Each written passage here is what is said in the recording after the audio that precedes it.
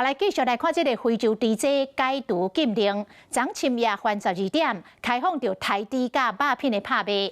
婚林肉品市场拍卖第一只猪是132公斤，每公斤的成交价99.6，甲这个猪只进前的计数比起来，算稳定。目前全台湾累积的猪仔只有39万只。为了要避免猪肉价来崩盘，中央是严格来控管着猪仔只拍卖的数量，讲差不多要3个月才会当全部消化。拍卖场头一只猪仔132公斤，每公斤成交价数99.6。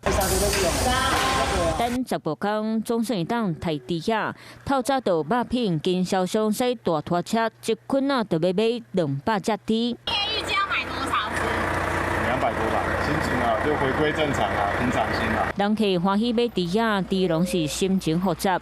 猪仔正常的体重伫咧120公斤左右，不过加持15天平均就肥8公斤，上大颗计数就歹，而且加持的这一段时间，一只猪的饲料成本就增加600。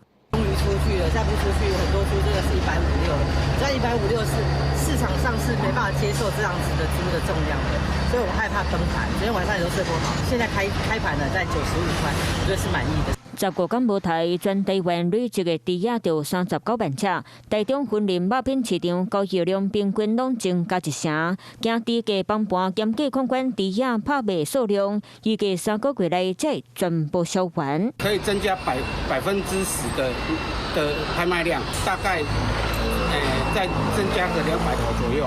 虽然今仔日下晡去黄昏市也会当买到现台的猪肉，不过大多数的市场伫咧明仔载透早才会买，还有猪肉点心的相关美食，嘛是明仔载透早才会开始买。Hello， 我是蒋欣梅，想要抢先掌握最及时的新闻资讯吗？赶快订阅、按赞、开启小铃铛，锁定华视新闻 YouTube 频道。